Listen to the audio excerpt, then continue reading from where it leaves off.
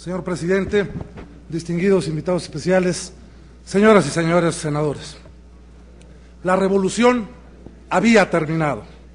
Pensar en los 100 años del inicio de la Revolución Mexicana es mucho más que dirigir una mirada al pasado, es mucho más que recordar fechas y acontecimientos. Pensar en el centenario de la Revolución es pensar en nosotros mismos y sorprendernos y admirarnos por lo que fuimos y lo que somos. Es pensar en los tortuosos senderos que hemos recorrido como nación y sobre todo vislumbrar las rutas que se abren para nuestro futuro. Los historiadores tratan de explicar los momentos definitorios de las naciones, explorando las causas que hicieron posibles los sucesos.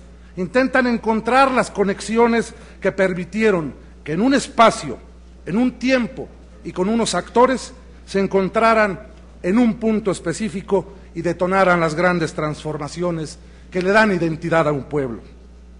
Nuestra revolución reta incesantemente a todos aquellos que pretenden asomarse a su curso.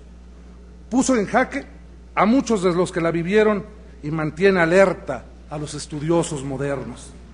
Si tenemos en cuenta que en septiembre de 1910, 36 misiones diplomáticas contemplaron la fastuosidad de la celebración del centenario de la independencia y se admiraron del progreso material de la República, no es extraño que se recibiera con sorpresa la noticia del estallido de la Revolución Armada, con la profunda sorpresa de que alguien osara levantarse contra Porfirio Díaz.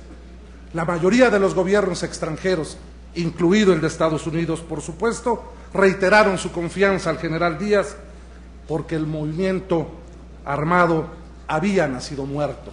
La revolución había terminado. Para muchos, el movimiento maderista había terminado con la detención y encarcelamiento de Madero, acusado de conato de rebelión y ultraje a las autoridades. Y la fuga de Madero, la organización de los antireeleccionistas en Texas, el llamado a las armas para el 20 de noviembre contenido en el Plan de San Luis, la suma de los partidarios del Partido Liberal Mexicano encendieron nuevamente la llama. Madero pretendía retornar a México el 19 de noviembre para ponerse al frente del movimiento.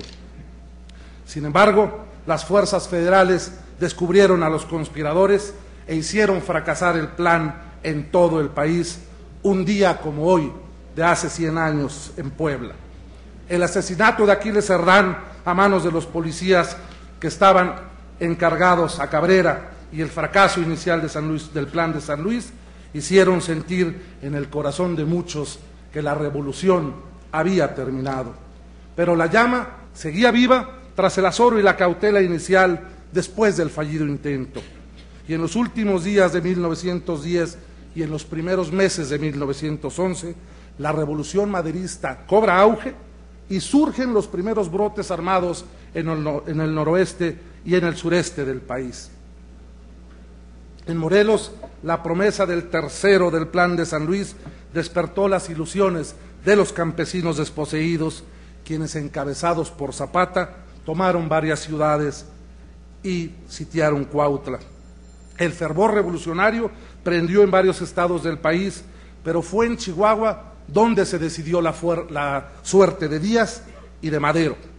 El ataque conjunto de Pascual Orozco, Villa, José de la Luz Blanco y José Garibaldi permitió la toma de Ciudad Juárez, que significó un asiento para el gobierno de Madero, y finalmente la firma del Tratado de Ciudad Juárez, que provocó la renuncia y el exilio de Porfirio Díaz. Para entonces, la revolución había terminado porque había triunfado. Y sin embargo, las estipulaciones del Tratado de Ciudad Juárez solo sacaron de la escena a Díaz, pero su régimen y los intereses que lo apoyaban seguían vigentes y actuantes en la sociedad. El interinato de León de la Barra significó un mal disimulado esfuerzo por mantener el status quo de la era porfiriana en contra de los anhelos del pueblo que hizo la revolución. Y esta tensión entre el régimen establecido y las aspiraciones de un futuro mejor se mantuvo intacta incluso cuando Madero triunfó en las elecciones presidenciales de 1911 y provocó ruptura entre los revolucionarios. No es difícil imaginar las dificultades que enfrentó Madero para mantener viva la revolución y cumplir con sus promesas. Es en ese escenario donde se dan los sucesos de la Decena Trágica, iniciados con los levantamientos de Bernardo Reyes y de Félix Díaz, culminados con la traición de Huerta. Profunda indignación todavía nos provoca el asesinato de los diputados Pastelín, Monroy, Gurrión, Origel y Serapio Rendón, y por supuesto el cobarde asesinato del senador Belisario Domínguez por atreverse a exigir la restauración del régimen constitucional. La revolución había terminado. La etapa armada presenta muchos finales anticipados para una causa que sigue hasta nuestros días perfectamente viva. Sin duda, la construcción de una patria exige muertes crueles y prematuras. Así cayeron Cerdán, Madero, Villa, Pino Suárez, Belisario Domínguez, Carranza y Zapata. Así cayeron también millones de mexicanos dispuestos a cambiar su sangre por una patria mejor para sus hijos. Hombres y mujeres valientes y arrojados que comprendieron cuál era su papel en la historia y cuál era su misión en la vida, y que supieron, sin dejarse vencer por dudas y temores, que vivían en el momento histórico propicio para construirlo.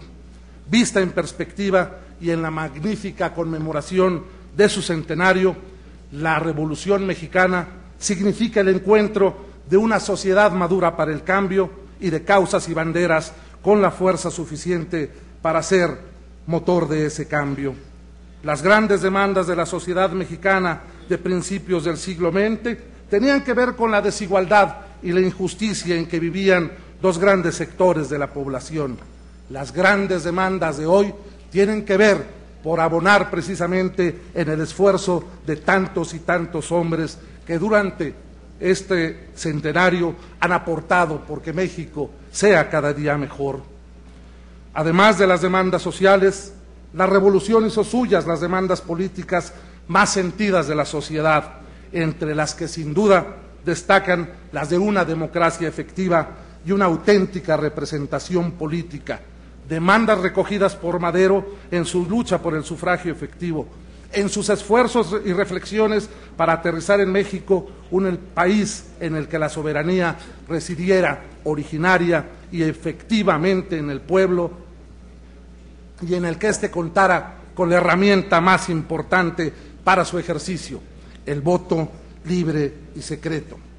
Desde luego, los problemas de hoy son distintos, o por decirlo mejor, tienen distintos matices, pero no hay duda de que en nuestro campo todavía hay pobreza, de que conseguir o mantener un trabajo es de los primeros asuntos que pasan por la mente de otros tantos, de que una democracia y un Estado efectivo son el reclamo de todos aquellos que anhelan una vida segura, productiva y participativa.